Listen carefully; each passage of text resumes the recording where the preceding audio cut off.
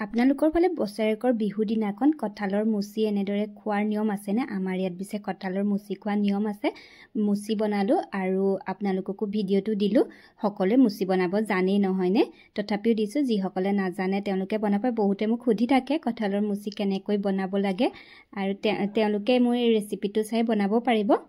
এয়া মুচিখিনি মই বইল কৰি লৈছোঁ। মই আচাৰো বনাম, সেইবাবে অলপ সৰহকৈ মুচিখিনি কাটি পেলাই বইল কৰি ল'লোঁ। এটা চিটি মাৰি দিছোঁ, বেছি চিটি নামাৰোঁ কাৰণ কোমলীয়া হৈয়ে আছে। বেছি চিটি মাৰিলে বেয়া হ'ব। আপোনালোকৰ বাৰু বছৰেকৰ বিহুৰ দিনাখন এডাল শাক আৰু এনেদৰে কঁঠালৰ মুচি খাই নাই বাৰু? আমি খাওঁ, ইয়াত খোৱা হয়। এইখিনি মই ৰেডি কৰি ল'লোঁ। ইয়াত পিঁয়াজ, বিলাহী, আদা, নহৰু, আলু, জলকীয়া গোটেইখিনি এড কৰি এইখিনি এতিয়া মোৰ বইল হৈ গ'ল। এতিয়া এইখিনি কাঢ়ি থৈ দিছোঁ। গৰম পানীখিনি যদি বেছি টাইম থৈ দিওঁ বেছি সিজি যাব, বেয়া লাগিব খাই, বেছি একেবাৰে সিজি গ'লে। এইখিনি মই এতিয়া এনেদৰে ৰাখি থৈ দিম। আৰু অলপমান এইখিনি বেছি হ'ল যিহেতু, সেইকাৰণে আচাৰৰ কাৰণে অলপমান ৰাখি বাকীখিনি মই এতিয়া ফ্ৰাই কৰি ল'ম। এখন কেৰাহী গৰম হ'লত তেল এড কৰি দিছোঁ। ইয়াতে মই এতিয়া এইখিনি ভাজি ল'ম। মাংস ভজাৰ দৰে ভাজি ল'ব লাগে, তেতিয়া খাই ভাল লাগে।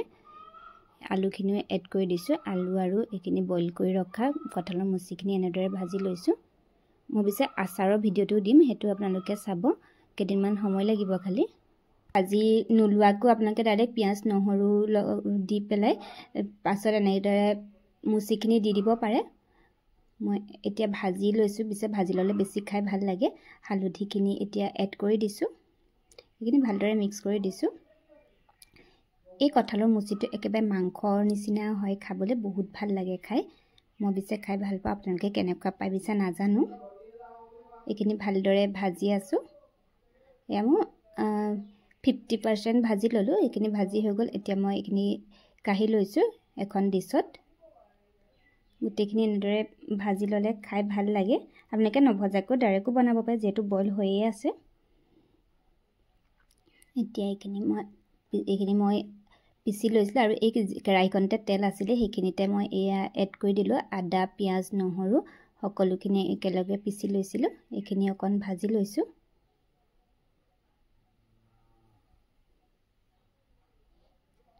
তেলটো কমাই দিছোঁ কাৰণ তেল আছিলেই যিহেতু, ফ্ৰাই কৰিয়ে লৈছিলোঁ।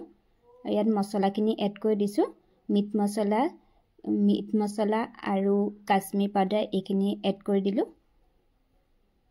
এইখিনি পিঁয়াজখিনি অলপ সময় ভাজি লৈছোঁ। এইটো বহুতে এই ৰেচিপিটো বনাব জানেই, ভাবিছে চাগে কিয় দিব লাগে। মই আগতে কৈছোঁ, মোক বহুতে সুধি থাকে, সেইকাৰণে ৰেচিপিটো মই দিলোঁ। যিহেতু মই বনাইছিলোঁ, ভাবিলোঁ ভিডিঅ' বনাই দি দিওঁ, যিসকলে নাজানে বনাব পাৰিব। এইখিনি বিলাহীখিনি ভালদৰে ভাজ খালে এতিয়া মই ভাঙি দিছোঁ। এনেকৈ ভাঙি দিলে গ্ৰেভি টাইপ হ'ব, ভাল লাগিব খাই। জোলটোত অলপ মানে গ্ৰেভি হ'লে ভাল লাগে, ডাঠ হৈ গ'লে। এতিয়া মই এইখিনি ভাজি ৰখাখিনি দি দিলোঁ, কঁঠালৰ মুচি আৰু আলুখিনি। এইখিনি আকৌ এতিয়া মই তেলতে অলপ সময় ভাজি ল'ম। বিলাহী গোটেই মছলাখিনি মই এতিয়া এড কৰিয়ে থৈছোঁ। গোটেইখিনি ভালদৰে মিক্স কৰি দিছোঁ। একেবাৰে মাংসৰ নিচিনা লাগে খাই। যিসকলে মাংস খাই বেয়া পায়, এনেদৰে এবাৰ বনাই খাবচোন, বহুতেই ভাল পাব খাই। এয়া চাওকচোন, ইমান ধুনীয়া এটা কালাৰ আহি গৈছে। একেবাৰে মাংস নিচিনাই লাগিছে নহয়নে? এইটো পিছে আপোনালোকে জোল হিচাপেও খাব পাৰে, নাইবা গ্ৰেভি কৰিও খাব পাৰে, ভাজিও খাব পাৰে। মই পিছে জোল বনাই খাম, সেইবাবে এয়া পানী দি এড কৰি দিছোঁ। এইখিনি এতিয়া অলপ মই ৰাখি দিম। 5 মিনিটমানৰ পাছত মই ঢাকোনখন খুলি আকৌ লৰাই দিম। এতিয়া আলুখিনি সিজিলে, আলুখিনিও মই এতিয়া ভাঙি দিম।